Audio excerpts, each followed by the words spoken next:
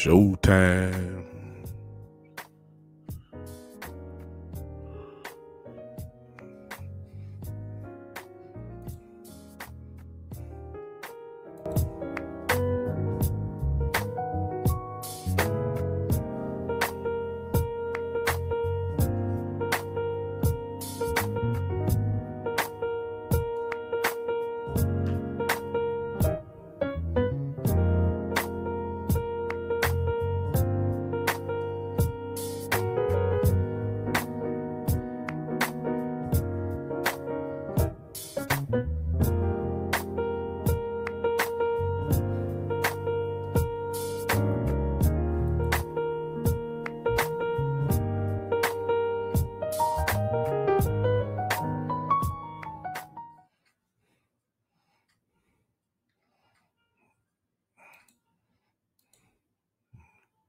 Give me some more there.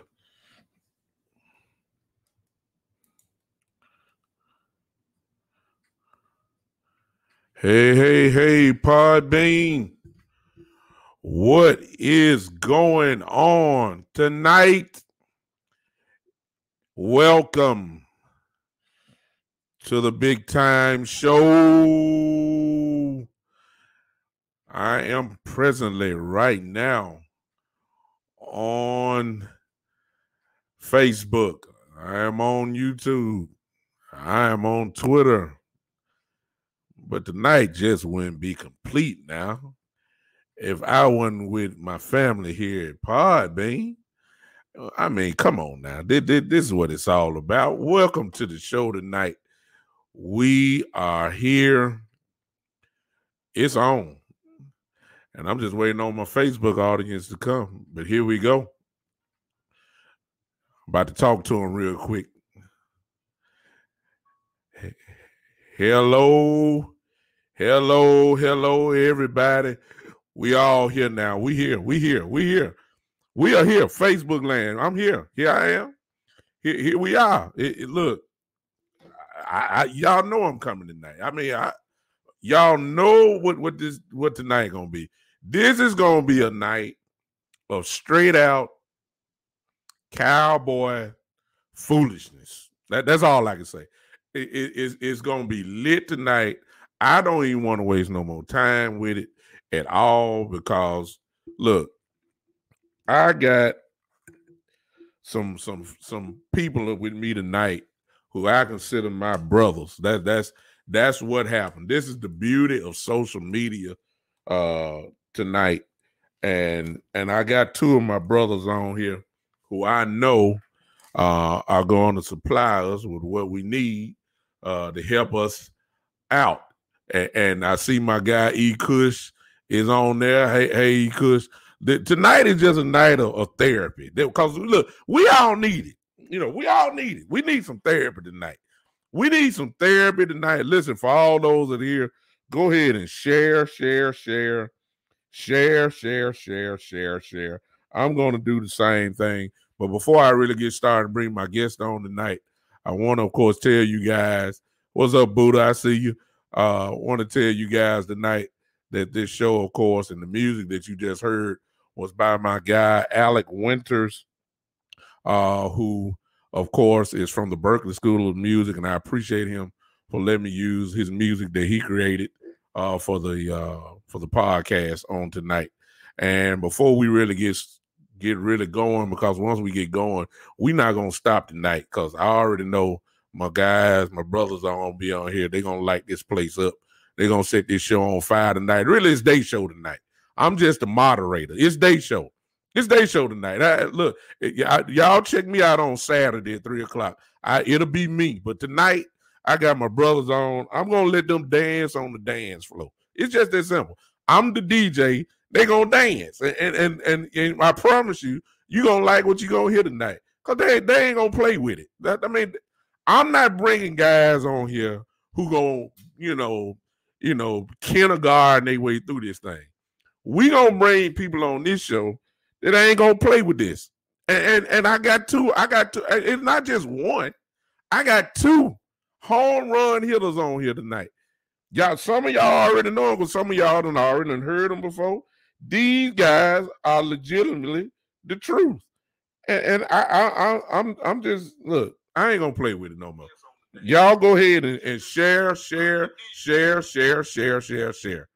I want to welcome, because I told you, I'm not wasting no time. Look, if y'all want to say something to me, God bless you. Hey, glory to God. We thank you for your presence. Thank everybody here tonight. Hey, y'all. Okay, that's it. I'm through with that. All right. I'm through talking to y'all. All right. Here come my brothers. I want to introduce my brothers from, hey, Michael, I see you. I want to introduce my brothers. One is who I've only known them through a group that we're in. Guys that are, but they're very knowledgeable.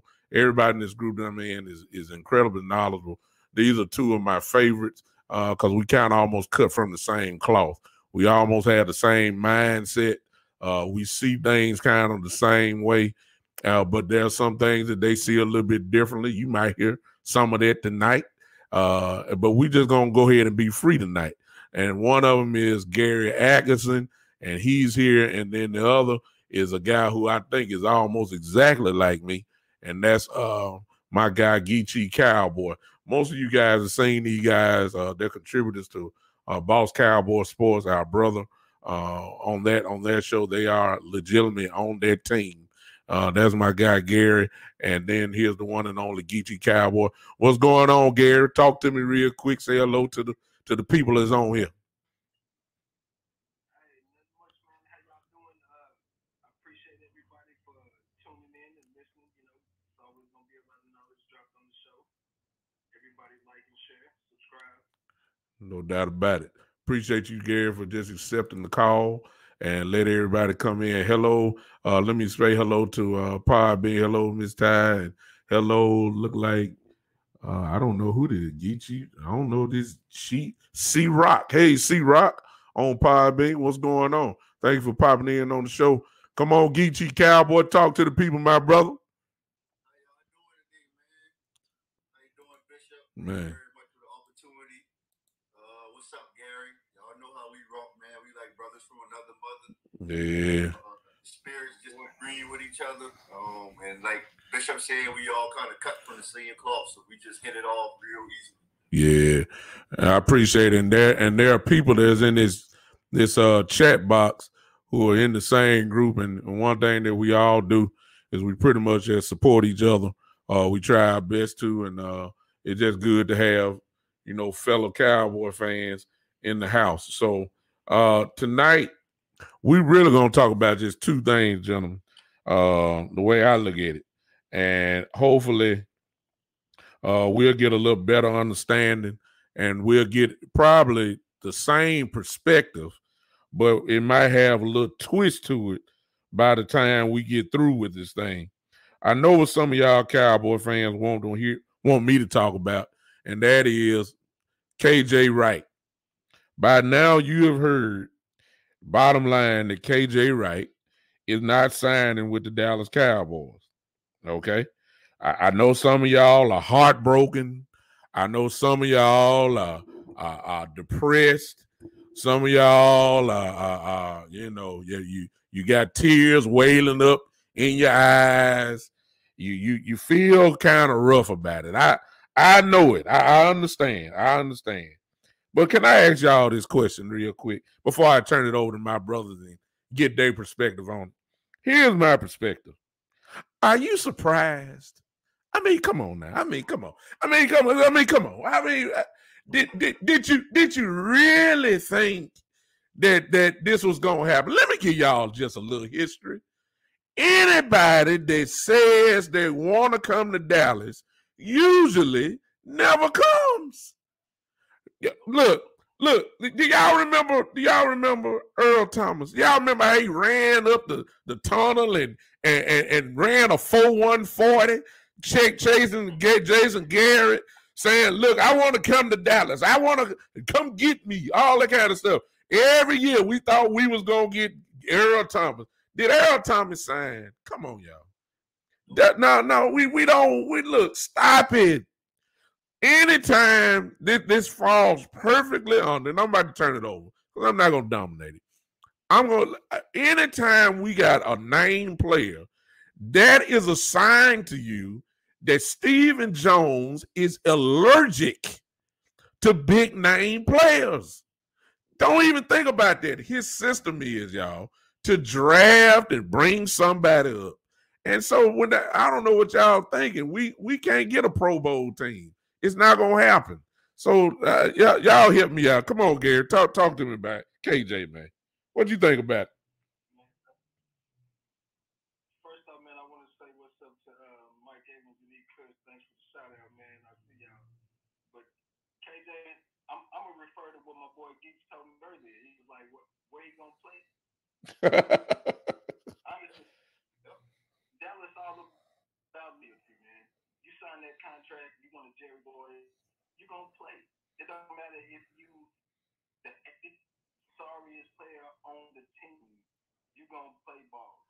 It's just what it is, and it's sickening, man. How do you want to win when you're not putting the best players on the field? I mean, we don't even know what we have at linebacker because you refused to bring LVE and Jalen off the field. And then when you did, you put Sean Lee in. Everybody knows Sean Lee been gone for some years. You know what I'm saying? Sean Lee's best years is behind him. You need to see what Gifford has, what Francis Bernard has. You know, I mean, you don't know what you need until you know what you have. You know, that's the most sense I can make of it. Wow. I agree with you because, look, I ain't think about what you said, but guess what? You're absolutely 100% right. You ain't get no argument from me. We all on the same page. It's like, I'm really surprised. Come on, Geechee. Light it up, brother. I mean, it's to the point now we got to realize that if you paying in Dallas, you ain't coming off the field. Yeah. So, when they already started talking about the KJ Wright thing, my whole thing the first, and you guys can attest to this, I said, where is he going to play? Who's coming off the field? You gave Jalen $12 million. LVE, they ain't picked the 50-year option up, but he's making $9 million this year. Then you signed Neal to play the other linebacker role. So KJ Wright wasn't coming here to be a bench player. Yeah. So we expect him to play. So really, KJ just used Dallas to get a contract from somewhere else to see where Earl used us to get paid in Baltimore. Yeah. So what we got to do is we got to stop drinking this Kool-Aid that they selling us, acting like they're going to, we got more pieces of the pie that we can spend now. They're not spending no pieces of pie. If there ain't nobody in-house, we're not bringing nobody else in. So all we got to do from here on out is we got to pray we get better player developments in that building, because if we don't develop all late round draft. You got stuck there, Geechee. But go ahead. Go ahead, Geechee. This is what Steven is the polar opposite of his daddy. So everything we've been used to seeing, we're not going to see that anymore with Steven in charge now. Yeah.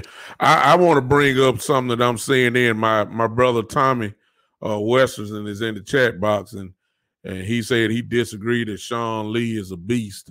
And then I see Bruce and E. Kush done kind of started working on that. Let me say this about Sean Lee. You know, God bless him for his time, and God bless him for, his contribution. But you know, when your time is up, your time is up.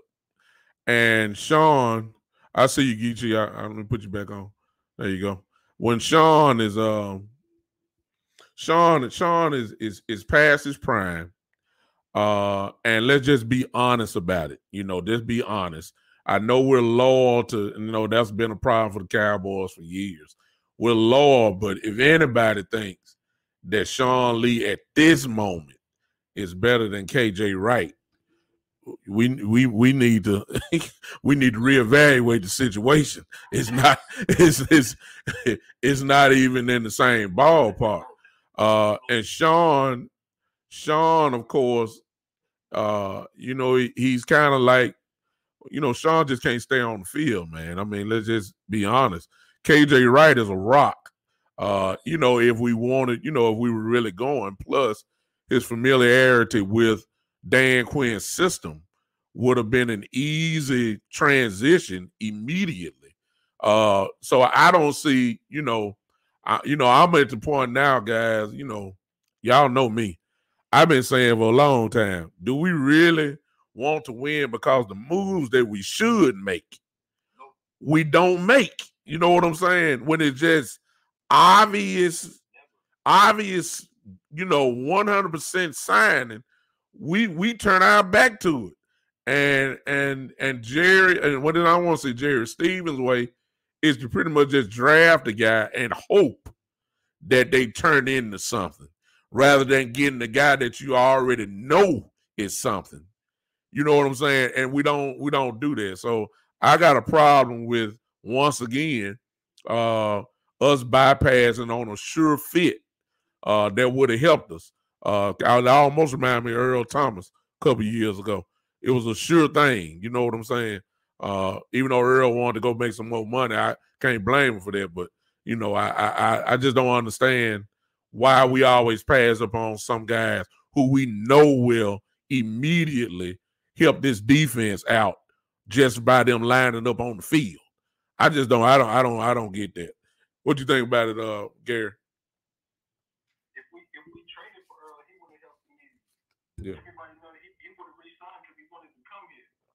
But as far as Sean Lee is a beast, Sean Lee was a beast. Keyword was. Yeah, I don't agree with you. In previous years, Sean Lee was what that is, and the knowledge is undeniable. But right now, I mean, his body hadn't held up his entire career, and now he's getting older to go along with that. I mean, so do we really want to depend on Sean Lee? I don't know.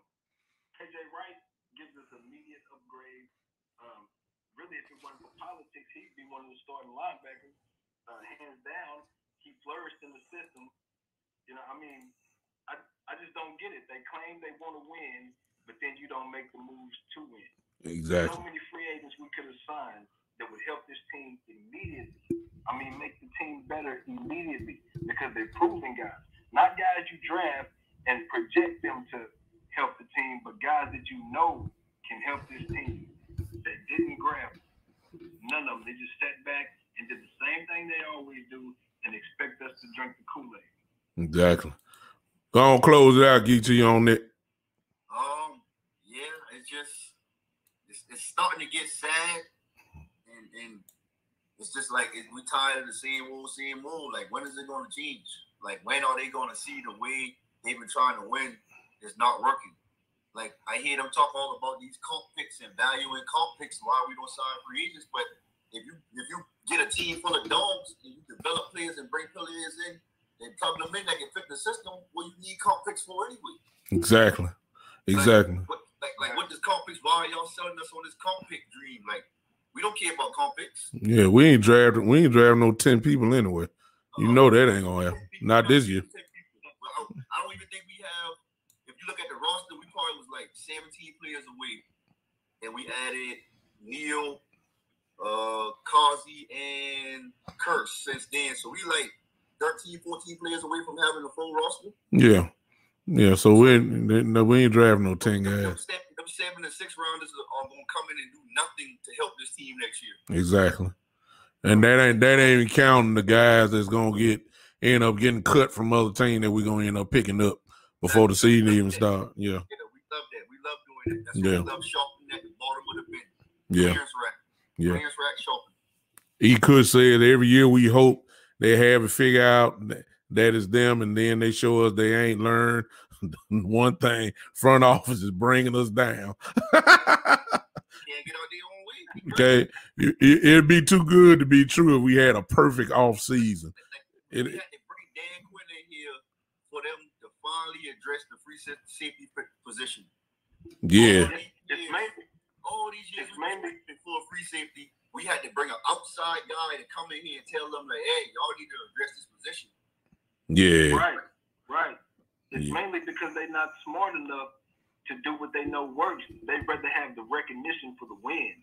Yep. And just sell tickets and make money. I mean, we drinking the Kool-Aid, but honestly, man, if you look at the moves they make and the things they do, all they about is making money, selling tickets. They don't care about winning football games. Yeah. They really don't. Yeah, this is what I'm talking about. So, in other words, good people in Cowboy land, and for those that may watch this replay And for those that are on live and those that are listening on Podbean right now, I see you. Who is that just came in? Randy Richwood. Hey, I appreciate you joining in on Podbean. Here's the bottom line to the whole thing. Look, we don't care. That's just the bottom line. We don't care because we ain't gonna be talking about folks who never gonna put on a Cowboy uniform that we knew wasn't coming in the first place. It's really just that simple. I don't even want to entertain that. KJ Wright will probably be playing with a Super Bowl contender somewhere, and it won't take long. Please understand, because he's that good of a player. Yeah, exactly. He said to be with the Chiefs, and it ain't no telling. So we don't make smart moves like teams like that. Like, no, we don't copy their blueprint to how they get into Super Bowls. We can say we're gonna do it our way. Yeah. Okay. And our way will get you, and our way will just get you maybe in contention for a division championship. Possible. Yeah. So I'm not messed up about it. I knew it wasn't gonna happen in the first place. I just hate that all our Cowboy brothers and sisters, just was so heartbroken by them. So it's really not that crucial. We're not gonna even talk about that. Let's get to the matter at hand, because I don't want to keep my brothers out here too long. Bruce just wrote down a few minutes ago asking, are we going to talk about Kyle Pitts? The answer to that is yes, because we're going to talk about the NFL draft. Yeah, we're going to talk about Kyle Pitts and everybody else, what's going on, because as you should know by now, things have gotten very interesting in the last couple of days. As you should know by now, a lot of power moves have been made. And now things, in my opinion, are clearing up very, very, very, very easily now. And the truth of the matter is, it's slowly but surely starting to turn, at least at number 10. It's starting to turn into what was predicted almost in the first place. That's the way it's starting to look.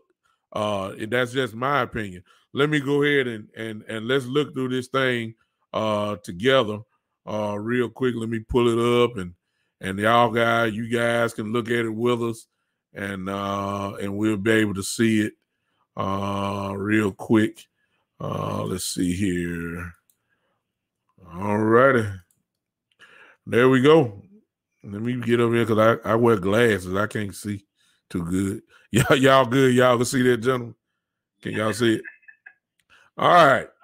This is the updated draft order for this year, guys. In case you don't know, y'all get y'all pens and paper out. I got some draft gurus with me tonight, and I'm going to let them go.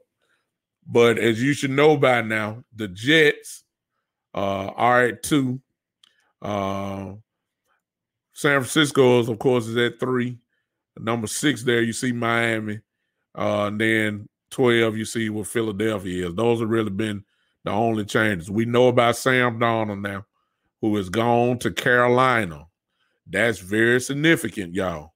That's very significant because it's going to be a player there that y'all thought was going to drop. It's probably going to be picked up by Carolina rather quickly. And yes, I hate to say it to y'all, it looked like the dream of Kyle Pitts to the Dallas Cowboys is probably on CPR right now. With that move with Carolina, there's no way that Kyle Pitts, I'm just going to tell y'all now, so y'all can go and get your crying towel out and everything else. Kyle Pitts will not make it to number 10. Y'all can forget that. It's not going to happen. That move by Carolina, not necessarily saying Carolina is going to pick him up, but because of what's going on with these quarterbacks, Pitts will not make it to 10. So y'all can forget that. Gentlemen, this is my opinion real quick. The draft obviously starts, to me, at 4. And that's Atlanta. Because we all know Jacksonville is picking Lawrence. It looked like the Jets is going to pick the kid from BYU.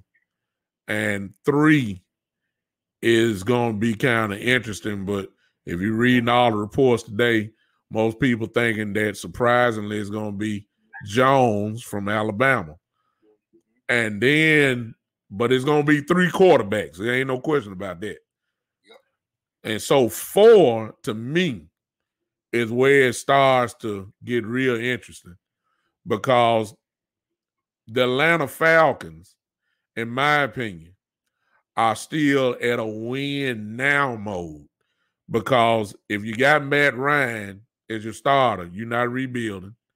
If you still got Julio Jones and Calvin, and Ridley and Gage there, and Gurley still in the backfield, even though Gurley is not what he was, and you still got a good bag of running back, decent line, defense probably a little shot, but you're not really rebuilding.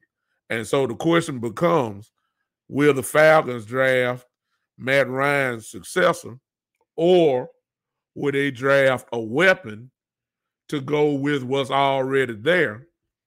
And if that is the case, then I believe Mr. Pitts falls immediately into consideration at number 4. Because if you pair Pitts with Ridley and Julio Jones, please understand that's nasty. That's very nasty. And I believe that the Falcons are going to try to make one last look go at this, even though the defense, whatever I'm saying, because in their division they're going to have to score. Tampa is going to score. If Jameis Winston is anywhere better, New Orleans is going to score. Carolina is going to score. So they got to put some points on the board. And how much better could it be if you give Atlanta a weapon, whether that's Pitts or Devontae Smith or Chase or whoever? I think that's where the draft really going to start. What do you think about Gary? I think you're right. I've been hearing that Atlanta, they kind of divided on the whole situation. Some people are for Matt Ryan has a couple more years. Some people are for a drafted successor. But I think it's going to come down to they're going to get a weapon. And I feel like it's either going to be Pitts or Devontae Smith. Mm-hmm. Cause I can see them both having the same kind of effect as far as being a matchup nightmare. Then you line those 2 guys, either one of those guys up with Ridley and Julio Jones, really get the advantage. I mean, who's going to guard him? You're going to put your number 2 on Julio, he's going to get cooked. You put him on Devontae, he's going to get cooked. One of them going to have the number 3 guy. And then it's just, it's a matter of pick your poison, basically. Yeah. But once that pick falls, that's when we're going to see what's really going to happen. Exactly. The possibility of it being 5 quarterbacks going in the first round, but I don't know. I'm hearing mixed things from them 2 guys, So I don't know what they're gonna do exactly, but if they get another weapon, I really don't want to see it, man. I don't like that. I know that. Come on, Geechee. I don't like. Yeah. I think it's hard. It's hard to look at that Atlanta situation and know where they're gonna go. Exactly. If you look at Arthur Smith in Tennessee, he did use tight ends, and he kind of brought Ryan Tannehill back from nowhere. Mm-hmm. So could he had convinced the front office he could do the same with Matt Ryan? So that's why they extended that contract 2 more years up. Mm-hmm. And if that's the case, then you go get a weapon. Mm-hmm. Because you look at it from the sense of we can't fix our defense with the number 4 pick, so why not make a strength even stronger?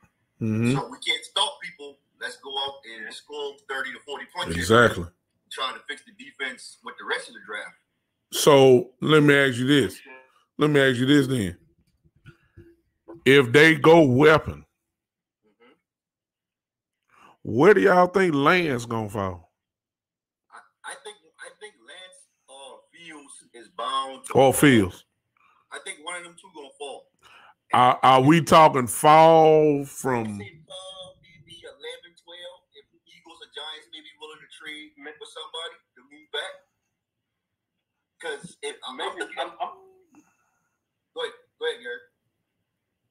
One of them going to New England. If both of them fall, one of them going to New England. And the only reason I can see Atlanta going Smith instead of Pitt is because Matt Ryan is not so good in the red zone. So I think they want to score a lot of long touchdowns, a lot of catch and run. I think if those quarterbacks, yeah, you're right. You're right about that too. Because you just get thrown up to them. They don't got to be off script plays. But check this out. You guys are absolutely right, because see, when you look at from 4, and everybody else is watching this, I'm sorry, Power Bean, you can't see this. This is all on Facebook and YouTube and Twitter right now. From 5 down to 11, there's really no need for a quarterback. Obviously, would be drafted between 5 and 11. Well, 9, Denver might do it. Denver's really the only team that's there that really might draft a quarterback, and they wouldn't have to move up either. You see what I'm saying? The quarterback will fall. It'll fall right to him. Only thing they'll have to be scared of is maybe getting in front of Detroit or Carolina in case somebody else farther down would want to jump him. I just don't see nobody really jumping up to come get them unless, there's talk that Philadelphia, at first, if they could have got the right quarterback, they would have drafted him. They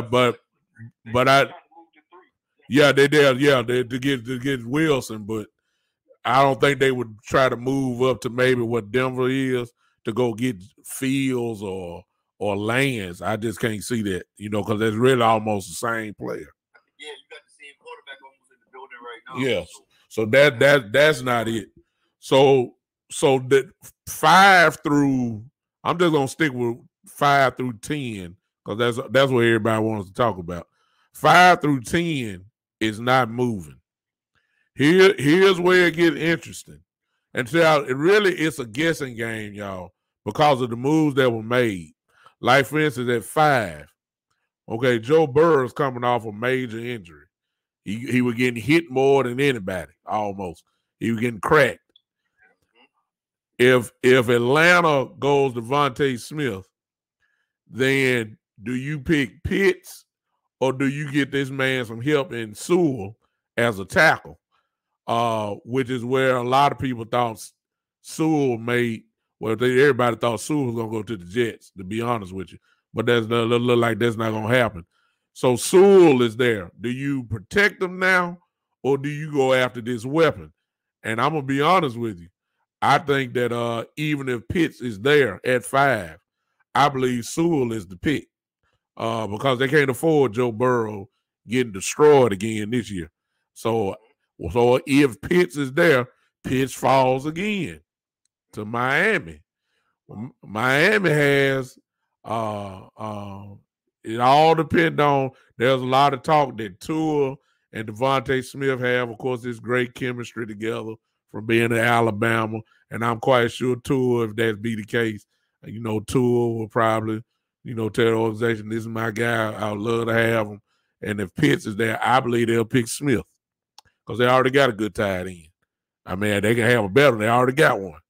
Well, that's a New England pedigree, though, so I can see them running a lot of 12 personnel. Yeah. And picks. Yeah. And helping Tua by having like a more quick offense, getting the ball out quick so he doesn't take hits in the pocket neither. Yeah. So I wouldn't rule out him going to Miami either, honestly. Yeah. Yeah. What do you think about Gary? It makes sense. It makes sense, but I'm not sure he would prefer Pitts over Smith though. No, I don't think so. I don't remember they signed. And with the 2 receivers they got on the outside already, Smith gonna come in and dominate your number 3 corner. Yeah. I mean, I don't really see no number 3 corner really just stopping Smith. But they signed Fuller. Yeah. So you really got Devontae Parker, Preston Williams, two big receivers, and then you got Fuller in the slot. Exactly. So you really don't need Devontae. It would be a luxury to get him, but Pitts ranked higher on their board than Devontae is. That's the $1 million question. That's where it comes. That's where it comes to play. And I really don't. What's up, Matt? I see you. I really think if they smart, a lot of teams go best player available. Especially when you got a young quarterback, you want to get him weapons. And getting him a weapon he's familiar with, that's even better. You know what I'm saying? In the process of getting him somebody that's dynamic, you get him somebody that he's familiar with, that he can play with. And they already got chemistry. Exactly. They got chemistry. That matters a lot. Ladies and gentlemen, you're listening right now to two of some draft heads. These guys know players that y'all don't even know about. They know guys in 4th, 5th, 6th, and 7th round that we don't even talk about. They study these guys. So what you're hearing is good stuff. I'm the kind of guy that just I study it, but not in depth like these guys. This is my point here. Pitts falls no further than the next team, and that's Detroit. And the reason why I say Detroit, if he lasts there, the reason why I say Detroit is because they just lost Galladay. If y'all don't know who Galladay is, wide receiver, the best receiver they had out there. Their best receiver last year past Galladay was their tight end, TJ Hawkinson, who's real good. You got Jones, Marvin Jones, who's probably going to be their number one now. Now what you have is Goff there, who is more of I ain't gonna say he dink and doink, but he's a short to intermediate type passer. He can get the ball down the field. What better person to get? Yeah, if you get a guy that can work the seams and work the middle of the field and go look out on what Geechee said, they'd run a 2 tight end set. TJ Hawkinson and Kyle Pitts would be incredibly dangerous for him. That would be nasty. And I believe that he will fall right in that area there. And if he doesn't fall there, then without a doubt, Carolina will grab him. I mean, come on now. It just wouldn't make any sense to me. Y'all talk to me on that. That's what got Atkinson hyped up in the first place, because he had no offense. Exactly. With Pitts on the other side, that'll be an even better combo. My goodness. You know Pitts is fan 2.0. Yeah. Man, they'll go off. And really, though, it's going to come down to, do they believe? I got you, Geechee. Do they want to go with Goff, or do they want to go QB? Do they got a guy that's going to fall? But if they got Pitts, though, I mean, that would be an ideal scenario. Because what you gonna do with these two guys in the middle? Yeah, and you can line Pitts up at the X or the Y. You can do that. Yeah. Right. You can be everywhere. You can line Pitts up anywhere, really. They still can play Atkinson in line. And they got to give Goff the help that he needs. Yeah. All right. Like Goff's Robert Wood. So you saying he could be like Goff's Robert Wood? Yes, exactly. That's safety blanket. I feel you. I'm gonna see my guy Bruce, who is asking. Bruce says, "Okay, my question is, if Pitts is available, do you want to get him or go defensive?" You know. Woo. Woo. Woo, Bruce. So you're looking at most people got Pitts as maybe their top 3 player at worst. Yeah. Bruce, my question to you is this. You come on, talk to us real quick. You be the 4th guest.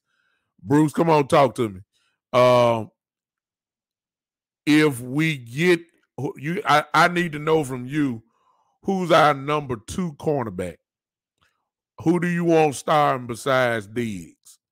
And answer that question because if we don't go defense, are you trusting Jordan Lewis? Are you trusting Anthony Brown? Are you trusting Reggie Robinson?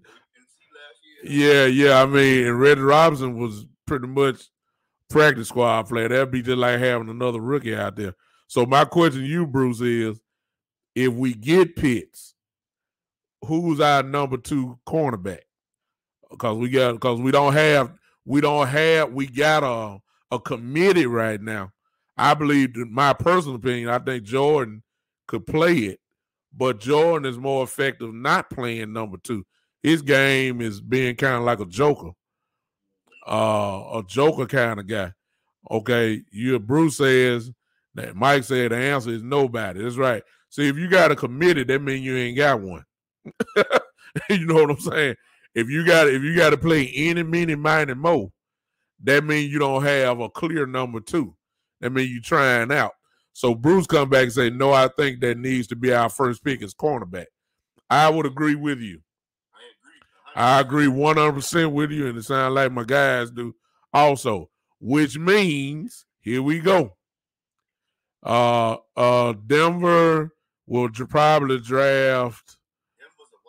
Yeah, we don't know what Denver gonna go with. They might go quarterback. They might go Elway gun shy from how bad he's done drafting quarterback. Or did they lose their cornerback? I forgot his name. Oh my goodness. They signed Harris. They lost Harris last year, but they signed Fuller to a 1-year deal, and then they got Kyle Fuller, right? Did they get Kyle Fuller? Okay. So there's really not a need for. I mean, there's always a need for a good cornerback, but there's not a pressing need for cornerback for Denver. I think linebacker for them is a bigger need. Linebacker, and quarterback, maybe they 2 biggest needs right now. All right, so I'm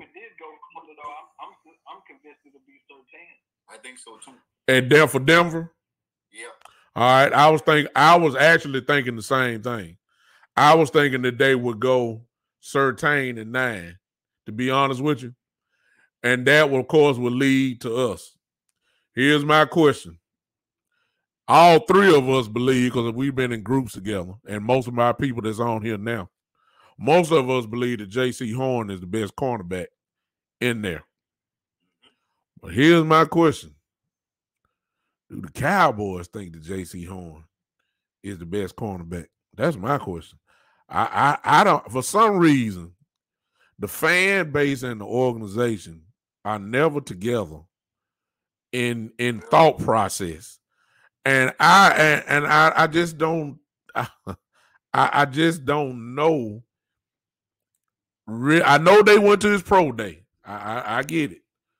But I believe if their mindset is so hung up on Surtain, like a lot of people think it is, do they take the best after that and Horn? And I don't feel the steam that I need to be hearing, from the reports I'm reading. I hear Surtain, but I'm not getting the same steam for Horn. So, do they take him or do they go Slater? I personally want, I see you, Geechee, I'm sorry. I personally want Horn bad. That's who I want. Bad. But I just don't see, the same steam. I want it, but I just don't see it. What you think, Gary? I think the main reason that they want Surtain is because he got the clean cut. Yeah. Play the role. Yeah. You know what I'm saying? Yeah. So I think if Surtain is gone and Horn is there and Slater, I think they'll go Slater because they're scared of the dog. Yeah, exactly. They don't want to have to deal with that kind of mentality and that kind of person. And that's what ticks me off. That ticks me off. It does. Come on, Geechee. I know you ready to rumble over there. Come on. I can't hear you, Geechee. I can't hear you. Nah, I can't hear you. Pop back, pop out one time, Geechee, and then come back in. I'll see you. All right. Go ahead, Gary. I All right. Geechee, you talk. You can hear me now? Got you, Geechee. Yeah. All right. Yeah. So yeah, like I said, this is my guy. Like I'm a die on his own hill, even if I gotta die on it by myself. And if fans of the show, if y'all get a chance, go watch this video he's been putting together through his draft process and just look at the mentality he has. He got mad at the scouts because they thought he was going to run slow and not jump high in the broad jump. And when he jumped at 11-1, he asked them, who y'all playing with? Like, it's different over here. Like that's the kind of mentality we need in Dallas. He got up there and he said, I am the best defensive player in this draft. That takes a lot of cojones to go up there and say. And he said, I stand on it. I mean it. Like, that's the type of mentality we need. So you think you can have two cornerbacks that can track the ball like wide receivers, great at man press coverage, and dogs. We need that on this defense. And I heard people say, oh, look, you went play zone. Well, let me ask you this. If you got press cornerbacks, as a coach, shouldn't you be smart enough to adapt to your player's strength? Why would you run cover 3 when you know you got press cornerbacks? Wouldn't you change your defense around a little bit? Yeah. Let me say this real quick. Dogs are dogs. You know what I'm saying? It don't matter what you're doing. Just like most of the fans that'll say that, they'll sit there and say, oh, we should have took T.J. Watt to the taco. But they didn't take T.J. because he was an outside linebacker. He didn't play with his hand in the dirt. But everybody will tell you, oh, I believe he can do whatever. He can put his hand in the dirt. He can get the quarterback. The same thing with Horn. Whatever you put Horn, whatever situation you put him in, the man going to excel. It's just like Deion. Deion told Detroit if they take him, they're going to have to put him on layaway. I mean, you don't get more dogs than that. You know what I'm saying? That's the kind of players you want. Yes. Them guys that got confidence and know that they can play. And why they don't go out there man, they just different. They different. Let me ask you this guy, because Michael Evans, I don't know if y'all can see that comment there. That's a very interesting, tempting comment. He says if Pitts and Surtain are gone, then Slater or Waddle or Chase is the pick. First of all, I think Chase going to be gone. Ain't no way Chase for the team. Yeah, Chase ain't going to be there. But check this out. Waddle would be there. I probably would take Waddle because Waddle gives the offense something we don't have. Exactly. So I can make sense of that. Yeah. You know, like you kind of want a receiver team of versatile players that can do anything. And one thing we don't have is somebody that can take the top off of the defense or is a touchdown threat every time they touch the ball. So it's generational. Yeah. You just don't find it every day. Yeah. So Fred Williams, he live in Columbia, Geechee. He said he said Horn is a beast and he's a diehard Gamecock fan, and Horn's a monster. We all love Horn at there, but let me ask y'all this, because y'all already answered one question. So if Waddle is there at 10 and Horn is there, who's the best who is the best player available, number one? Or will we be picking Horn for need? You know what? Because if Waddle is best player available, I mean, he's just that. He's best player available. But will we be picking for need? And keep in mind now, that's the reason why we got CD last year, is because at the time he was the best player available. If you remember what Coach McCarthy said, he said, give me the best player available, and regardless of position, and we're going to roll with that. So if Waddle is best player available and Horn is there, what we going to do? That's how I look at it, right? So BPA is true, but need is a real thing too. Yeah. So what is the tiebreaker when you got two players closely ranked to each other? I think need overtakes that. That's why you see quarterbacks get drafted high, even though they're not the best players in the draft. Most teams in the top 10 don't draft for BPA; they draft for need. So if I look at the numbers, as tempting as Waddle looks, he's tempting. My vision for having two shutdown number one press corners overtakes me adding another receiver because I know our offense is already deadly as it's constructed. So that'll be the tipping point for me. Bruce, let me stop. Bruce, I'll get you in, Gary, on that in a second. Bruce says Horn is what we need. If we get Waddle, what are we going to do with Gallup? Well, the reason you would one of the benefits of drafting Waddle, if we did, and I'm not suggesting this at all, y'all. I don't think we really need Waddle. Yes, he would make things incredible on offense, but Gallup is not going to sign with us next year. That's the advantage of getting Waddle. And you have that position already covered if you draft Waddle. You don't mind Gallup taking a walk. You won't if you lose him for nothing because he's not. Huh? Yeah, that's right. I mean, you'll get the comp pick, but a lot. It's almost reminded me of the Byron Jones thing. We knew Byron was going to sign for money, so people were saying, well, why don't we just trade Byron and get something for him? And a lot of people saying the same thing about Gallup. And we let Byron go, and Byron, we didn't get absolutely, really not. There it is, Bruce. You see what I'm saying? That will take care of that. But that's not the reason why you draft guys. That's not the reason why. Yeah, that would be a benefit, but that's not a good reason to say, okay, let's get Waller so we ain't got to worry about Gallup. No. That's not good. We found Gallup in the third round. Yeah, exactly. And this class right here is a deep receiver class. Like, yeah. Honestly, wide receiver kind of can find anywhere in any draft, honestly. Like, even if we go around and look at some of the best receivers in the draft, they weren't even drafted high. Exactly. Adams, Hawkins, like, I can go down the list. Beckham, like, them guys was in top 10 picks. What do you think about the wild? What do you think about the wild scenario, Gary? Man, this where me and each bump heads. I mean, finally, I got some tension in the house. Man, Waddle is just different. He's different. I mean, he got that Tyreek Hill effect. Look at what Tyreek Hill does for Kansas City offense. I mean, the man just as fast side to side as he is straightforward. You know what I'm saying? It's elite speed, and he helps you on special teams. I mean, he upgrades the pump returner off the muscle. Yeah. And then, like you say, we can do something about getting something for Gallup, not letting him walk. Then Gallup becomes expendable. You can get the same third rounder that you got for him. And I also believe that corner is deep in this draft. Yeah. I think you can get a good corner in the second. Yeah, it is. I think you can get good corners probably in the third or fourth. Gary, why try to go holler at the eat where you can get the dime piece though? Yeah, exactly. David. Go ahead. I'm sorry.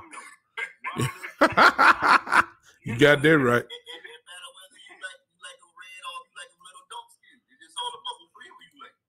You got that right. Hey, Eshawn, on Podbean, and I think I spoke to you, Randy Edgewood, if you're still there. Appreciate you guys joining in on Podbean. Hope y'all enjoying the conversation. I got my brothers with me, Gary Atkinson and Geechee Cowboy, who are coming in and spitting flat out fire because they're just going to tell you the truth. Too, Bishop. I like what Danny said. Well, David. Go on because you ain't going to find a Diggs in the second round. We lucked up and found Diggs. That was just a blessing. Yeah, it was. And he failed. And the CD BPA, right? Yeah. Like, there was no other player nowhere remotely close to CD when he fell to 17. Exactly. I feel like if it was a linebacker or a DN close somewhat to CD, they would have took that player over CD. Yeah. Like, CD was just a common sense. Like, you really had no choice. You had no choice. At that point, you know? That's possible too, but then it's possible that you can find one, especially with corner being as deep as it is in this draft. When you say Waddle coming off of injury, he just broke his ankle. Yeah. You 20, 21 years old, that ain't really nothing. It ain't nothing. You know what I'm saying? Not a bad injury. Yeah, it's not like he tore a ligament. No. Or, you know what I'm saying? He didn't do nothing like that. He didn't turn ACL, MCL. It was nothing of that nature. He just broke her ankle. Yeah, and he played in the national championship. But that show you dog. That show you dog. Yeah. You got a little dog in him too. Yeah. So he got a dog in him. This same thing T.O. did when he came back and played in the Super Bowl. Yeah. You know what I'm saying? Let me of course when you start talking Cowboy land, you'll get this debate, of course, with Surtain and Horn. And I'm not gonna knock I believe it's David Rangel who brought up that he put in order, says Surtain, Pitts, and then Horn in that order. I guess that's his player rankings. I'm not gonna knock you, David, for that, because it's really just a matter of what type of cornerback you like. You know what I'm saying? Surtain is a well-polished technique type cornerback.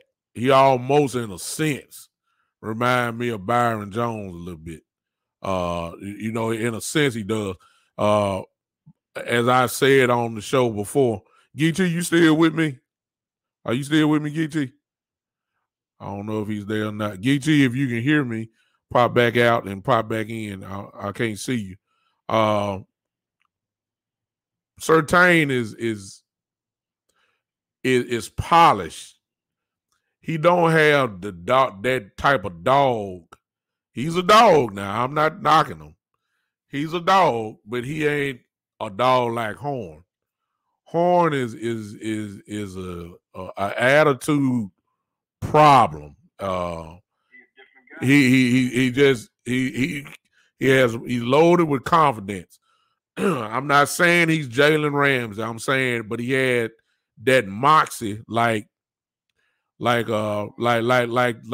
had when he came in, like Jalen had when he came in. I'm not saying he's Jalen Ramsey. Don't knock me on that. But I'm saying that he's that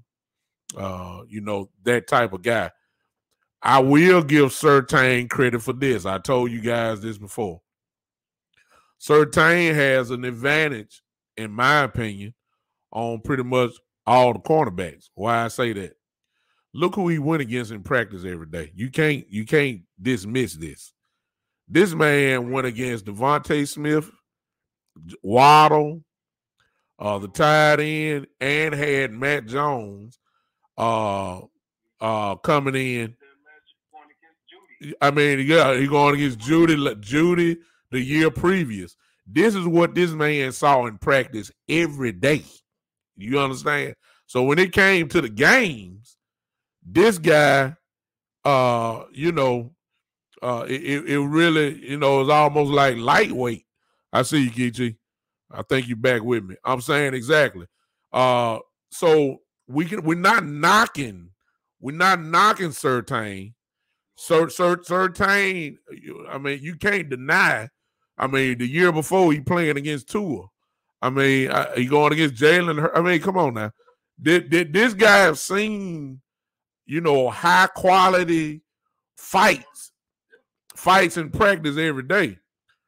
But J.C. Horn, man, look, if y'all haven't seen this dude tape and seen how he locked people down, then you need to really go look at Horn, and you'll see the differences just by the way they play.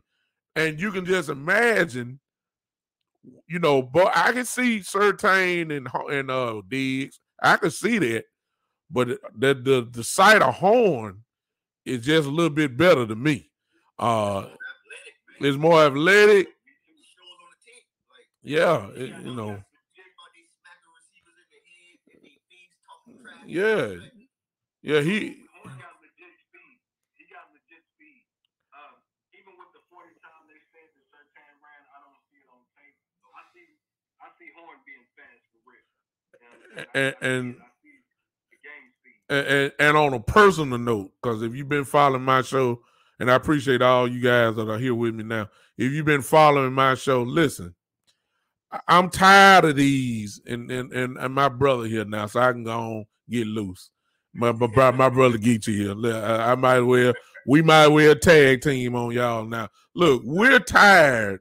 Gary here too. He's the same way. We're tired of these by the book, smooth operator type players. This is not Sade. Y'all understand? We don't want these, these pretty technical technique smooth type guys. I need some Ray Lewis type attitude on this team. We need some, some of y'all will call them goons.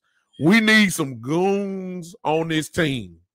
We need a guy. We need some people. See, Jalen Smith, you know, I'm tired of you knocking them down, then picking them up. No, we don't help nobody up.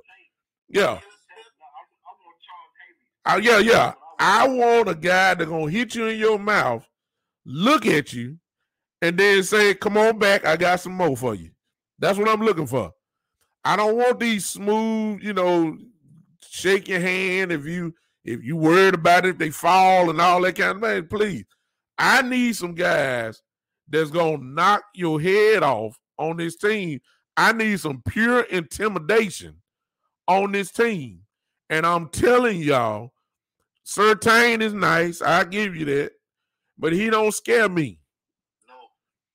Yeah, thank you, Danny Mullex. Yeah, exactly. I need some Dan Woodson type knock your head. Thank you, Dan. See, y'all understand what I'm saying. Y'all, some of y'all catching it. I need that guy. David, Horn, he got by pitch one, but he was like 1 for 7. 1 for 7. You know what I'm saying? Horn got the best of pitch. Yeah. You know what I'm saying? But I got to come back to. I can't let everybody just get off my boy Waddle because they acting like he's not a baller. You know, you go best player available. You look at every mock draft. Who goes first? Horn or Waddle? Waddle. You know what I'm saying? I mean, but they playing JC the way, man. Like I feel like they ain't giving JC enough credit. Like I don't know what the problem is. Like because he went to South Carolina and we didn't have a big defense and he was the only star. That means he's not as good as supposedly advertised. But if you listen to this guy press conference interviews after games last year, you know, because I'm a Gamecock fan, so I seen him since he's been a true freshman. So I know him a little more than a lot of other people probably know him. But you can even go listen to Surtain after games. He just say the right type of thing, type of guy. He's a Jalen Smith. I'm gonna work hard. I'm gonna play hard. I'm gonna give you extra effort, but I ain't gonna really stick my neck out. I ain't gonna really balk back. When I need to balk back, I'm going to just say yes, sir, and tuck my tail. Like, I don't want to tuck my tail type of player. Exactly. I want the guy that's going to say the Exactly. I want the guy that's going to say the wrong thing sometimes. Yeah. You know, just off of raw emotion. We don't have that. Yeah, and the truth be told, we don't have that, you know, on our team. We got one that can talk that talk and D-Law, but the production got to match. You know what I'm saying? We got to have some production with your talking. We just can't get up there and talk. Then we look at your stat line, and all you got is 1 tackle and 2 pressures, and you know, you just out there.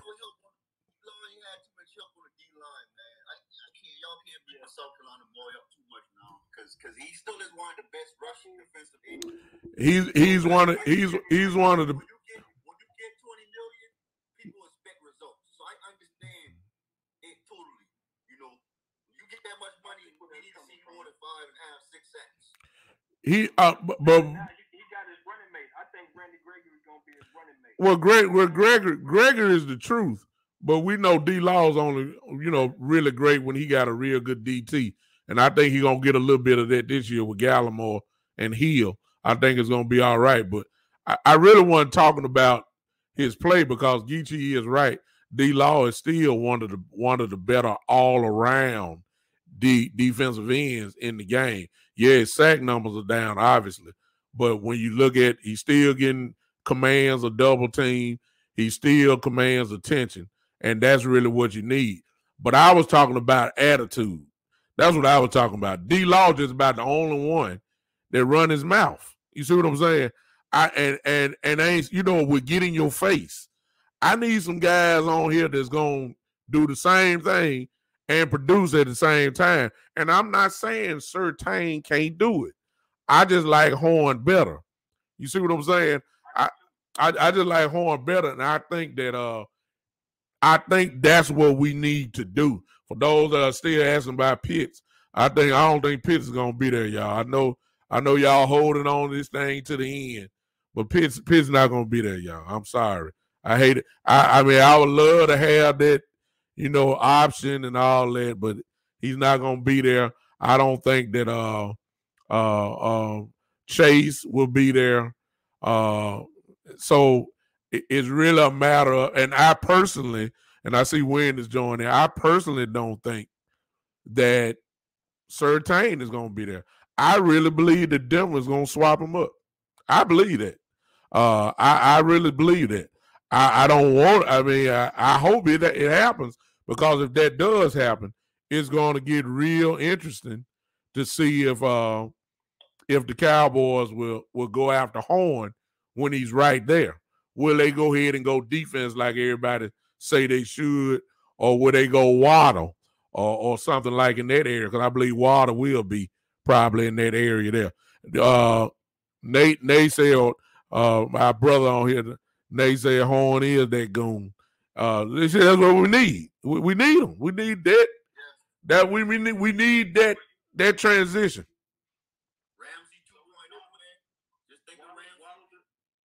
Waddle the same kind of guy. He's just not as loud and boisterous, but he's the same kind of guy. Any dude to break his ankle then come back and play on that ankle when it's not 100% healed, he got dog in. Yeah. Still dominate. One of the dudes that they was rating a top rated DB. Yeah. It did him in on an ankle that was what 60-70% at the most. Yeah. What y'all think about I saw somebody say something about Parsons. No. I don't think Parsons really should even. I think Parsons gonna fall. Parsons, he's not gonna fall. He's just not gonna be what y'all think he is. Parsons gonna fall, somewhere between probably 13 and 18 or somewhere in that area. That Parsons give me Zeke vibes, man. Yeah.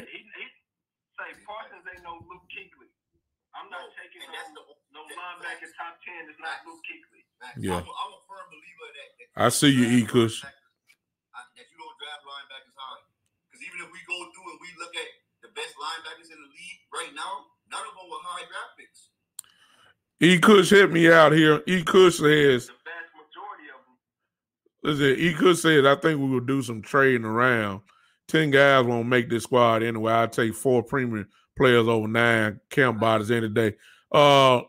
E-Kush, but you're definitely not talking about trading 10 away, right? I know that's not the case. At least one starter on every level. Yeah. The goal should try to be to get as many players in the top 150 as possible. So we're trying to get in the second round of the draft. Yes, we're trying to get in the second round maybe 2 times, and maybe try to get in the early 4th again, or flip in the 3rd. Because we don't really need that 6th and 7th round pick. Like those picks do nothing to the team every year. Like they just like wasted camp parties. So why not try to get into where the meat of the draft is at between round 2 and 4 and start stacking up on some players, Yeah. Yeah. You want 5 or 6 picks between 1 and 3. You know what I'm saying? Or 1 and 4. You know what I'm saying? Something like that. You want at least 5 or 6 picks in that area. I see you, E-Kush. Let's throw a little monkey wrench in here with this. David says, do y'all think Mac Jones is really worth the 3rd pick? I don't see it, and I don't know why they have Fields going later. Crazy to me, I don't know. Here's the monkey wrench, y'all. And this could shake it up. Yeah. Watch this. What if the 49ers have their eyes on Fields at 3? That would mean Matt Jones will fall, my goodness, to what? Yeah, so, and then the question then becomes, if Matt Jones there, because the dilemma now would be Lance and Jones, does a team get greedy and says, okay, we got to go get Matt Jones? And if that is the case, if that happened to be at 10, do we trade back then? If we do, it depends on how far back. We still gonna be in the first round, but if we say let's just say it's the Patriots. That's 15. Yeah, so that's my thing about trading back. You can't just trade back to say you want to trade back. So if you trading back, you need to have 3 players in that range where you trading back to that you'll be comfortable picking. So if you don't got 3 players at 15, you feel that all 3 or 2 or 1 of the 3 might be there, then no, don't trade back.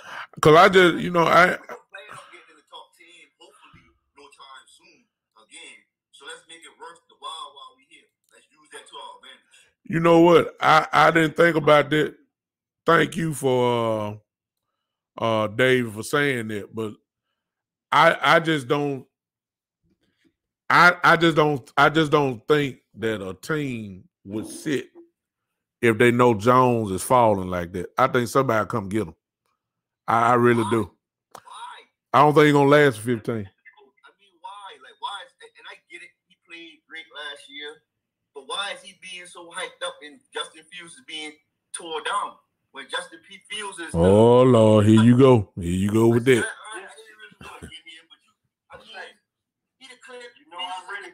Yeah, you know how. Yeah. Fields may be the best quarterback in this draft, and that's over Trevor Lawrence. Yeah. But look who moved up to the top though.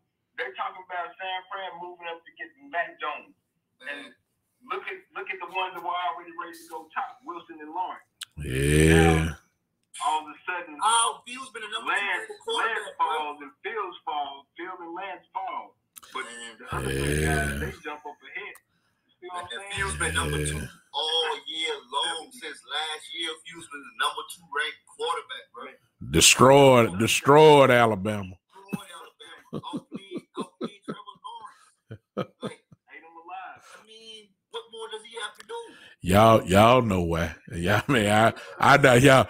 We don't want to say it, but y'all know why. Y'all know what time it is. I'm not gonna put it out there on your show. I'm not gonna do it. I wanna. Here go Mike Fever too. Look at Mike and say, here we go. You already know. I was one of the main supporters when you was talking that. Man, look. You know how I feel about the situation. It's a touchy situation, but man, the elephant in the room can't always keep being ignored. No, you can't ignore it. Give me the other fact. Give me the fact. We'll never get past the problem. That's the problem. Nobody wants to talk about it. We got E. Kush. E. Kush done put it out there, y'all. E. Kush done put it out there. He done went there. You see what I'm saying? I just called her. So I'm gonna go and put it out there, you know. Check the history of the quarterbacks that always get boosted up and the ones that get teared down, and tell me if we lying or not. Like, I'm telling you. Well, in fact, show me the numbers that say Mac Jones is a better quarterback than Justin Fields. You can't say that. I think what happened, I think they're trying to replay Joe Burrow. Think that's gonna happen again. A guy plays 1 year and catch lightning in a bottle and and go win a championship and all that kind of stuff. And I think that's exactly what you get. But in defense of Matt Jones, let me say this. In defense, the kid can play. There ain't no doubt about that. He can play. And here's the last thing I'm gonna say about that. He does fit the way Shanahan like to play. That's the only thing I'm gonna say. He does kind of fit the way Shanahan like to play. But I will say this. Then the 49ers was also putting out a lot of press about Deshaun Watson. And if you like Deshaun Watson, you sure do like I see you, Geechee, I'm sorry. If you like Deshaun Watson, you sure like Justin Fields then. I mean, come on. That If you was willing to trade for Deshaun, you got to like Justin Fields then. you got Yeah. It's very similar. Yeah. They're holding two games out of this man's whole career against the number 1 ranked defense and the number 5 ranked defense in college football, and he didn't have his best receiver in one of those games. Yeah. And then he's saying one read. Listen, I play quarterback. Every play is designed for you to go to your first read. That's what you're supposed to do. If your first read is open, you throw the ball to him. I never knew it was a problem throwing to your first read when your first read is open. Since when that became a problem? Yeah, and I see Buddha brings up a interesting point. We're not knocking Mac, and I agree with Buddha on this statement that he said. If y'all see it, he said he's not necessarily better, but he would choose Mac. He said, y'all know me, that arm and accuracy is serious. And Buddha. But it's the same accuracy with the flip. Yeah, Fields got the same accuracy. 70%. That's 70% last year. Come on. But y'all know, check this out though. When it came to Mac Jones, you know what the other thing they said about him. They said Mac is brilliant. You can put him, y'all put him on a chalkboard, and he can just immediately, go to work. He can talk ball, he can draw on the chalkboard. He's smart. I'm gonna say it one more time. They say he's smart. Let me just say it one more time. They say Mac Jones is smart. He's brilliant. When they talk about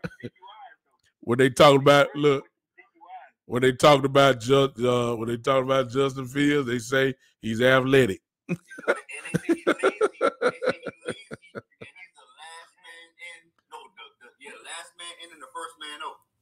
Yeah. So I see you, Wendy. So, well, Mac Jones brilliant. Mac Jones brilliant with 4 DUIs though. With all the DUIs he got. My boy, that right. 1 DUI, and they said that's why he dropped all the way to the 4th round. That's why he dropped to the 4th round. Yeah, man. Ain't that something? Ain't that something? The man, Johnny Manziel was drinking more. You could put a spout to his navel, and he drunk up the whole country of Peru. He'll flood out a place. You put a beer spout on him. You can go on the internet right now on YouTube and watch Baker Mayfield trying to run from the police and get tackled. He goes number 1 overall. Yeah, so it's amazing how the goalpost changes for certain individuals. Let's just say it like that. It's amazing how the standards change for certain individuals. It's sad that Fields does not get there, because if you listen to the Ohio State coach, he says the same thing about Justin Fields. Say the kid is brilliant. He said the kid is a great quarterback. He can do it all. They say Justin Fields can make any throw that you need. Then, of course, he can kill you with his legs. So that sounds like an all-world, type quarterback. And we know that the league has kind of changed that thanks to, Lamar Jackson and the way he plays. But, I just, when you look at Shanahan and the way he plays, they both fit, but for some reason, Mac is going. That zone scheme, bootleg scheme, right? Yeah. Yeah, traditional quarterback looks good, but what would take that offense to the next level? Yeah. Having a quarterback in that offense that can also run too. Yeah. That's way more deadly to me. Well, if I'm a defensive coordinator, I'm more scared of Justin Fields as the 49ers quarterback than Mac Jones. When you look at what the 49ers have already, they got Mozart as the running back, just nasty. They got 2 or 3 running backs actually. You got Debo Samuel back there. Then you got that monster. Where you got Brandon Key. Then you got that monster tied in to Mr. Kittle, who Justin Fields with the threat of the run. It just, come on now. Come on now. That 49ers would be. They already are running offense. Yeah. They already are run first offense. Why would you not have a quarterback that's a threat to run also? Yeah. Yeah. So make the offense not as good as it would have been with Justin Fields. So we might have to worry about seeing them deep in the playoffs. So the draft, to be honest with you, the draft, guys, if that happens, if they do pick Fields, then the draft gets real interesting again because it kind of changes everything. Because I think somebody will get greedy enough and everybody kind of figure, okay, well, if New England is there, then New England will pick Mac Jones, but that's at 15. Somebody is going to get greedy and come and get him. No question about it. I just feel like that. I don't think that he will last that long. And as much as and the reason why I say that, see John Elway, for some reason, he has an infatuation with quarterbacks, and they sitting there at 9. You know he draft a quarterback almost every year. I mean, he don't miss on every one, so he keep trying.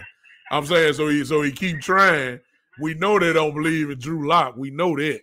So, huh? Is he gun shy? Who, Elway? Yeah. Well, he did turn over the general managership to. Right. He did give it up, but you know, in that case, I believe his word still sway thing. I think Fields has the arm to play in Denver. Like, he does. You gotta have a strong arm quarterback to play in Denver. Yeah. Elway don't seem like the type of dude that's gonna let somebody else make the decision. Yeah. Especially if he feel like this is the guy to go. So he don't seem like the type to delegate to me. He delegated the job, but that don't mean he delegated the responsibility. If you feel what I'm saying. Buddha brings up an interesting point, and I'm gonna have to kind of go at him a little bit on this one. This is our brother, y'all, so this is all in the family. Buddha said you beef up the line, you stop all that run stuff, but quick eyes and release like Brady and Rodgers. It don't matter. Get Mac and O-line, and we'll see what's up. Well, we already know what Mac is like with offensive line because he had that at Alabama, and he was taking pictures and shaking hands before he threw the ball. He was down there, pulled. Exactly. Exactly. No, it's not that. Fields gives you that Watson effect. See, too many other quarterbacks wouldn't have been able to go to Houston and thrive because their offensive line was so bad. But Watson is so good in the pocket, he made up for that. Yeah. So when you got a quarterback that is mobile, you can kind of get away if you get a hurt lineman or two because that quarterback can kind of make up with it with his mobility. What we don't know is what is like for Jones because he didn't have it this year. What is it like for Jones when he got some turbulence coming at him? We don't know that. Yeah. We don't know that. We just saw probably the greatest, one of the best quarterbacks, obviously, who will be. We saw what happened with Mr. Mahomes in the Super Bowl once that fire got on him. Once that fire got on him, made him look real ordinary. And I know that he had. I know his tackles were gone. I get that, but he looks ordinary. So, but people act like he was so generational that didn't matter. Yeah. So I'm glad he saw that and know that because we had a lot of people in Cowboy Nation that wouldn't use that excuse for Dak when his O-line was trash. He got sacked 56 times. Exactly. They thought Dak was garbage and trash. Exactly. So you gotta realize that if you don't got nobody blocking for you, I don't care who you is, you're gonna struggle back there. Exactly. Tom Brady,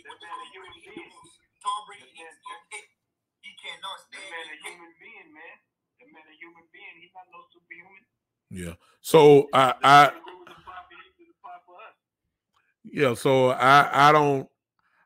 we really don't know about Mac Jones being tested.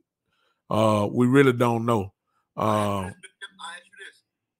Burrow had one great season last year. Mac Jones had one good season this year.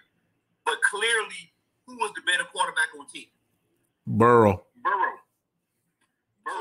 So don't even give me that argument that Burrow did it because Burrow showed way more. I seen Burrow stand in the pocket and get blasted in complete passes. Yeah. Exactly. Like, we ain't seen that from Mac Jones too much. We don't know, can he make off-script plays? No. What can he do when the pocket breaks down? When everything's done, when you see that pocket, how good can Mac Jones be? When you seen that pocket break down on Mac Jones, that's when he threw inaccurate passes and interceptions. Yeah. You know what I'm saying? When that pocket broke down, that's when things went bad for him. As long as he can sit back there and step up, and fire into a wide open Devontae Smith, he was good. Yeah. I'm not saying he didn't make good timing throws. He did. Or, you know what I'm saying? He don't have accuracy. He didn't drop it on the dime. But when that pocket broke down, that's when you saw the problems. Yeah. Tua looked all world in Alabama. How he looked last year in Miami. Struggled, Doc. Right. Struggled, and it wasn't because of his hip either. He just struggled. It's the NFL. It's not the SEC. You know what I'm saying? I saw Fields ball in those same situations though. Every time. I saw him have to break down, him step up. Yeah, on the biggest stages. Don't leave that out, because that means a lot, especially to me. Yeah. When I see you play big in big games. Exactly. You ready for the big show? You ready for the big legs? Exactly. Appreciate you, David Rangel. Come back to see me sometime, man. You're right, bro. It wasn't his fault he didn't get blasted, but it was his fault when they was coming at him. He threw them erratic passes. That was all him. That didn't have nothing to do with nobody else. But I will say this: whoever goes to San Francisco, if it is a quarterback, that might be your rookie of the year this year. Yeah, he'll be in a great situation. Yeah. See, that's the thing. Whoever goes there, if it's Jones, we may be talking about the rookie of the year because that team is loaded, man. I'm talking about. Shanahan is a genius play caller. Exactly, loaded. And he's just gonna be a game manager. Yeah, they're gonna run the ball. They're gonna manage the game. They're gonna run the ball. Yeah, they're gonna pound you to death, and they're gonna play action you to death and bootleg you. Yeah, Kittle. He gonna create mismatches for Kittle. Yeah. He gonna make plays for Debo. Get the ball out quick. Yeah, Debo gonna be running jet sweep. Debo quick slants. Yeah, jet sweeps. Yeah. So whoever goes there, they actually probably want to go there, to be honest with you. It's a great situation. But to what I was saying again, if Jones does not get picked there, the draft then takes on another whole layer because the probably the anxiousness of people that want to jump up and probably gonna want to come get them, and we don't know where that part may be at. So it's gonna be interesting. They lost. Drop off from quarterback 5 to the next one is like exactly, David. David brings up a good point too. David said they lost Saylor in defense now, so they may have to score some points. They lost their defensive coordinator, who's the head coach of the Jets now. But when you got dogs like they got David, Raheem Moore is a great defensive coordinator. So when you got dogs, though, man. Oh yeah, my fault. You messing me up there, Geechee. You messing me up. I'm like I don't know what I'm talking about. The dogs for that defense, regardless of that coach of that D line. Yeah. I mean, you don't really need a great defensive coach because they're gonna get to you. They're gonna get to the quarterback. Yeah. Right. No doubt about it. Gonna be all right. San Francisco's gonna be all right. Appreciate you guys. Let me say this real quick. Listen, if you liking what you're seeing and you want to become a supporter of the show, there's my Cash App, $, the Big Time Show. If you're on Podbean, you should see a button there that says become a patron. All you have to do is click on that button and follow those instructions, and you become one right there. All you have to do is press that. Listen, also, real quick, if you want to follow me, I'm on all of those platforms that you see on Facebook and YouTube and Twitter now. You can follow me on Google Podcasts. I'm on Spotify, Pandora, iHeartRadio, LinkedIn, and Tumblr. And, of course, I'm on Twitter Live as we speak right now. If you're on Podbean, you should know that as well. I am here. let's get back to the conversation, and then we're gonna get on out of here for the night. I appreciate my brothers hanging with me tonight. Let me close this out, and we didn't talk about this before we. Hey, Fred, thank you, man, for joining. I know we've been on. Some of y'all got to go to bed. Some of y'all old like me. Y'all can't last after 9:30. I understand. Look, I'm not knocking you. I feel the sleep monster coming on me right now. So I understand. I'm gonna get you out of here. Some of y'all wanna. I know. We ain't got it like these young folks used to have it. So I get it. We didn't talk about this last night, y'all. And y'all have heard me talk about this before. And I'm gonna bring my brothers in here to kind of close out the show with this. I'm scared for the future, y'all. Stephen Jones scares me. The way that he operates scares me. Fred, is 4 a.m. for you. Well, Fred Williams, where are you at, man? Is it 4 a.m.? You my goodness, Fred, where are you from, brother? Come on, man. Talk to me real quick if you still here. Let me know real quick, because if it's 4 a.m., I really do appreciate you hanging with me tonight. Yeah, man. Come on, talk to me, Fred. Where are you from? Real quick. I hope you ain't zapped out of here. See, when it's 4 a.m., you say one thing and then you nod out for 2 minutes. Then you shock back. then you wake back up and don't know what went on, and you still, oh, okay. Yeah, I think so. Because it might be UK time. I don't know. Fred, come on, Fred. Talk to me, man. Talk to me real quick. Let me know where you at. Bishop, he will pop up over something with all that anger. You get what you give. Oh, okay, I get you. But anyway, maybe Fred will put it in. I'm scared of Stephen Jones. Oh, you get up at 4 a.m. Columbia, South Carolina. Okay, he's in Columbia. But he gets up at 4 a.m. Okay. I got you. Stephen Jones scared me, y'all, because he's so conservative, and he has this system in his mind of how to build a football team.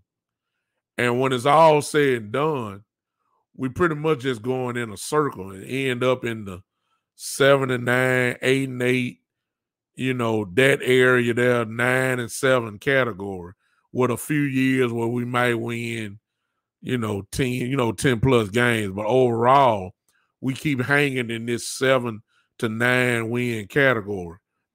And instead of getting people that can carry us over the hump, he believes in this almost kind of like in baseball, they call it the minor league organization. It's kind of like here in Memphis, Tennessee, where I'm at, we have the Memphis Redbirds, which is the AAA organization of the St. Louis Cardinals. So so after you go to the Redbirds, your next step is the major leagues. And I believe that mentality is Stephen Jones, that he believes in this draft and develop system rather than getting people like a KJ Wright, like a Earl Thomas, who could have helped immediately. These type of guys that can step in and make a difference for your team. And when Jerry finally gives it up, or yes, even if he passes away, we all know Steven is going to take over this team. And it don't look good, because if he's doing all this stuff now, he's not going to change his system up in the future. What you think about that, Gary? It's just my opinion. You ain't got to agree, but that's what I'm saying. I can't help but agree. I've been a Cowboy fan all my life. I see the same thing you're saying. I mean, everybody thinks they're smarter than the average bear, but he's just repeating the same dumb situations, and it's not getting us anywhere. I mean, the blueprints are out there for you to follow. I mean, look at what Belichick did. Look what he did in free agency. Yeah. This guy been on top for like 20 years. Why would you not at least soak up some of that? Yeah. I mean, you just going completely against the grain. Some people always want to ice skate uphill. Yeah. It don't ever work out. Yeah. You know what I'm saying? You go with what works. It's a copycat league. Yeah. I'm gonna put the nail on the head for y'all right here. See the difference between Steven and Jerry. Jerry really had to work for everything he's gotten in life, so he's more of a gambling man. Steven was brought up in money, which means he's a little bit more entitled, so he don't want to be wrong because he feels like he's right. So all the time, when you do the same thing over and over again and expect different results doing the same thing, it's a form of insanity. It really is insanity. So we're dealing with an insane GM, egotistical GM, and all I can do is pray that our coaches can develop our players, and Will McClay can keep finding players that he needs when he needs cheap players, and we hit on them, because that's really the only hope we got. Because if you look at it, you don't have to spend money in free agency every off season. If you sign 1 or 2 good players every 2 to 3 years, you just filling holes on your team and elevating it. But that don't mean, because drafting every year, see, that draft every year strategy is for teams that's trying to rebuild. We ain't trying to rebuild. We trying to win Super Bowls. When we was in the dynasty winning Super Bowls, we wasn't worried about draft picks. No. When we needed a cornerback, we went out and got Dion. When we needed an edge rusher, we went out and got Charles Haley. Can we get back to that mindset? Yeah. Right. That, and I've always said that, especially for the last few years, I've said for the last few years that we've been in a position that the talent would have to take over the mistakes of the front office and the coaching. And if that's how you're gonna win, that's just not, you're not gonna win. Yeah, you may get by with it a few games, but overall that's not gonna work. We've had bad. Yeah. Yeah. You can't override bad coaching. You might catch somebody like CeeDee Lamb, when we weren't supposed to run a bubble screen, you know what I'm saying? You don't want to run a bubble screen, but you got somebody like Lamb who can break one tackle and carry 80 yards. That's when the talent overrides the bad play call that shouldn't have happened. And that's where we are. And I hope for 2 things, and we'll finish out on this. I hope for 2 things. Number 1, I hope that Kellen Moore has taken a red zone efficiency class. I mean, because see, he don't need no tutelage at all from the 20-yard line to the opponent's 20. Oh, he's all world at calling plays and that. He's great at that. But inside the 20-yard line, he is the worst red zone play caller in the league. And I hope that he has gotten better this offseason on don't run when you're supposed to run. Stop lining up in the shotgun from the 3-yard line on 1st, 2nd down, and then 3rd down without giving the ball to Zeke Elliott at all. It just don't make any sense at all to me. Trying to be too cute. Yeah, finesse, all that kind of stuff. No. Power up and smack somebody in the mouth. Yeah, number 2. Go ahead. Our best bet after Jerry is that Stephen Jones come to his senses and let Will McClay be the GM.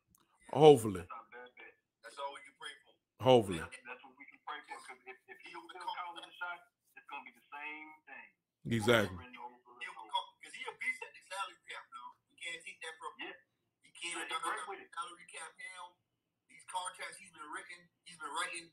Like, I don't know how you write a contract to Cooper and got an out in it after 2 years when you don't got to pay no money. Like, he a beast with these contracts. So we got to give him some of his flowers. Exactly. You need to move from out of the football team building aspect. You need to fall back out of that. So exactly. That really know the game, build this team. Exactly. That is not his strength by far. And the second thing is this, that Dan Quinn can be free. Yes. Because he has a system that has been proven to work. And some of y'all gonna be saying, okay, well, he had the Legion of Boom. No, yeah, okay. His system also carried the Atlanta Falcons to the Super Bowl. Yeah, I know they blowed the lead against the Patriots. I get that, but here's the bottom line. He took the Atlanta Falcons to the Super Bowl, and he's a defensive guy. So hopefully we can be free and let these guys, play fast, put them in a position. The 4-3 is going to work now. Obviously, we ain't got to go through all this experimentation. And we don't have, a lot of y'all want the defense to go from 31st to top 10 defense. That don't have to happen, y'all. That don't have to happen. If we can go from 31, if we go to 31 to top 15, good Lord. Yeah, that's great. And we can win a Super Bowl like that because the offense is going to score.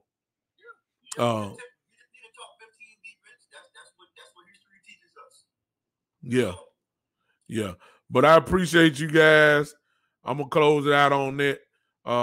Gary, man, I appreciate you and hanging with me, and Geechee, I appreciate you hanging with me too. You know us, we could talk about another. We can go all night with this thing. And for those that are wondering, we have went all night talking on the phone, talking Cowboy talk. I'm talking about these guys would talk to 3, 4 in the morning. I didn't do it. I'm too old. I can't do it. But they can. But these guys love the Cowboys, like I'm quite sure all of you guys do. We just got different ways of seeing things, and that's the way that it is.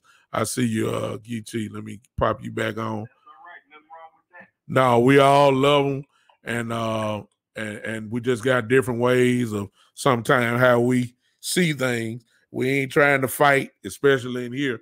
But we're gonna do what we can do. Bruce, I don't never remember you joining in, but Bruce, I appreciate you hanging with me.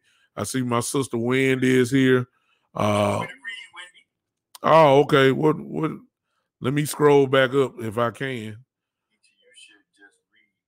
I can't I'm sorry, Wendy, I can't scroll back up. She's stuck on your accent, Geek. Oh, yeah, you getting all these different accents and stuff. Geechee sound like somebody from the north, but he really from the south. You know what I'm saying? He one of them nice dialect talking guys. Then you get me on here. I'm straight from the south. Y'all can hear the real south in my voice. It is what it is. And then you got Gary on here talking like he a part of the Senate of the United States. The way he talk, you know what I'm saying? I'm straight out the south, man. I'm Fort Worth, Texas, man. See what I'm saying? See. But you get oh, hey, Geechee Wendy said you should be Morgan Freeman. My 6th grade home ec teacher used to always make me read everything in class because she loved my voice and how I read. She always made me read, so I done heard that a lot in life, Wendy. And before we leave, let me talk to my Podbean family. I don't know who's still in here, but hey, I appreciate all you guys. Look like I had about an 8 or 9, maybe, I don't know, that joined in on here. But I appreciate you guys hanging with me on Podbean. I just want to visit. Ms. Ty said it's been a great show. So it ain't, I'm entertaining by myself. Yeah, I mean, I know I am. I can do it alone, but when you add guys like this to the show, it only makes it better. And you guys will be hearing these guys again if they decide to come back and hang with me. I'm quite sure they will. Yeah, so. Anytime you have me on the show, I'm coming. What you did today, Bishop? What you did? Exactly. What'd you say, Geechee? What you do today? What you did? You dropped the DM and said, who want to jump on Yeah, I dropped it on. Yeah, my brother jumped up. E Kush, thank you, E Kush. See, this what family do. E Kush said click or follow. That's my name, y'all. Douglas Brooks Jr.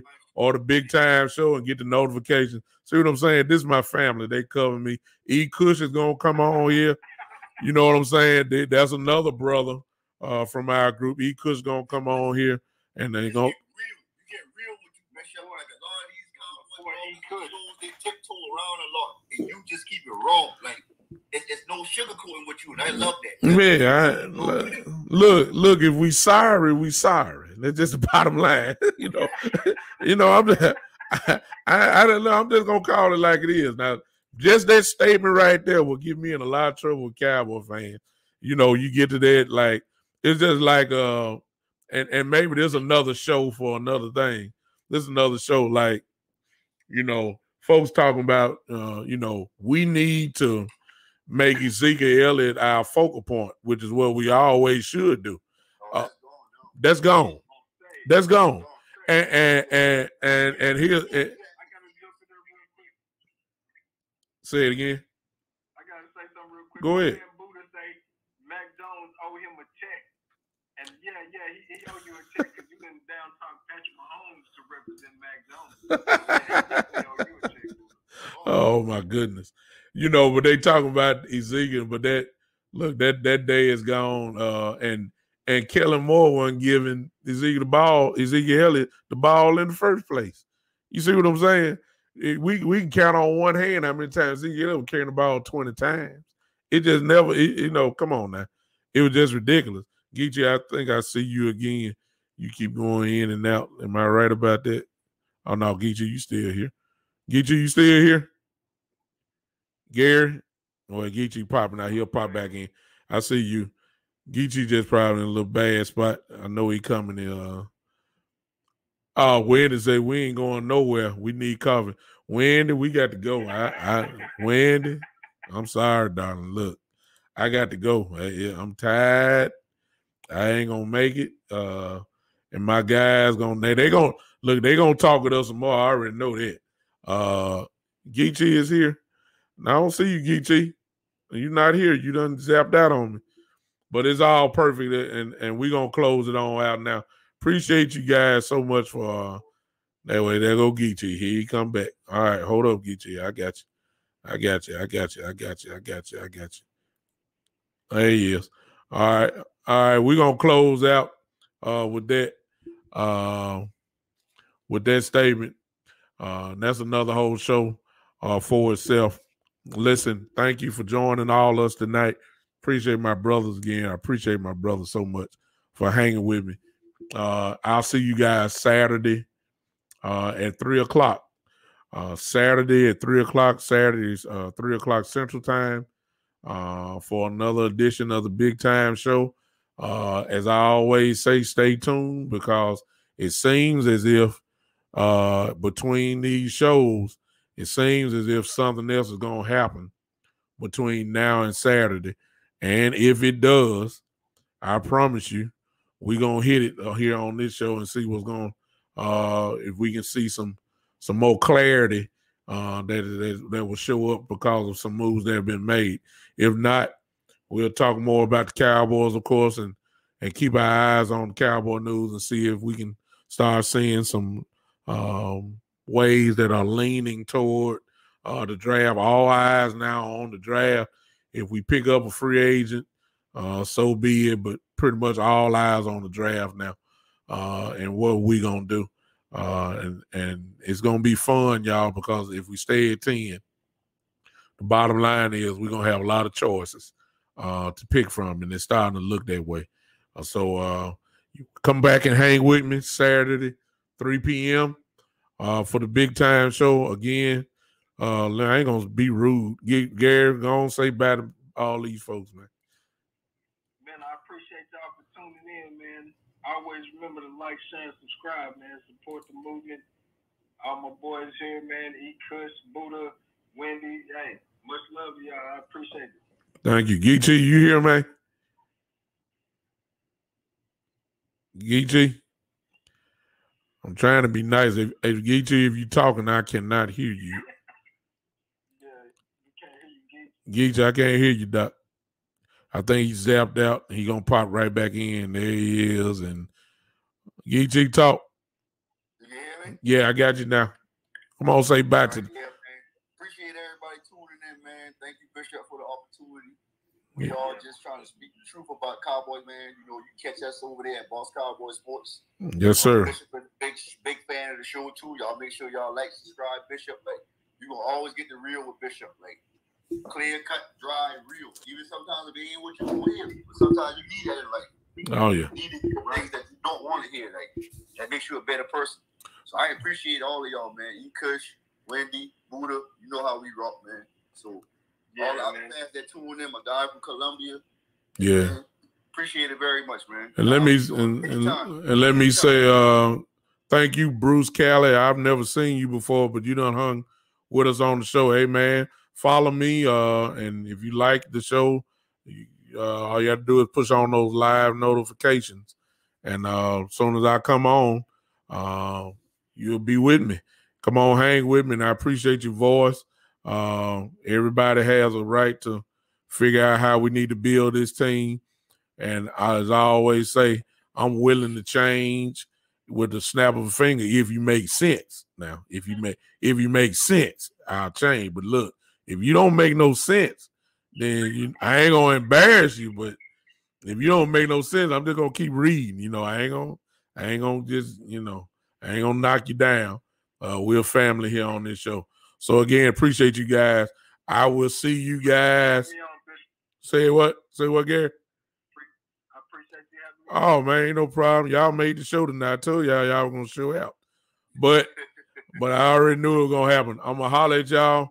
Thank you so much for joining me. Tune in with me on Saturday at 3 p.m. here at the Big Time Show podcast. And before y'all leave, you already know what time it is. Y'all can't leave my show unless you clap your hands. Woo! Appreciate y'all, man.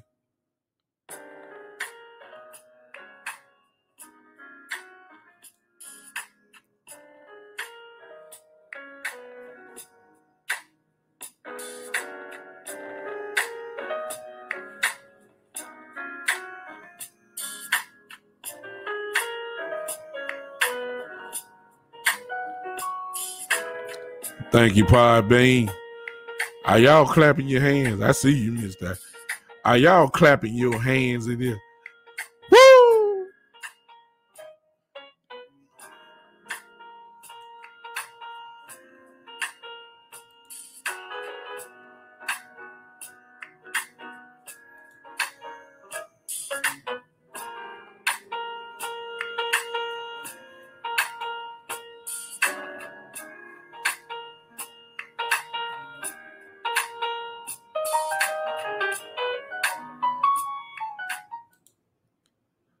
Thank you, Pod Bean. We'll see you 3 p.m. Saturday.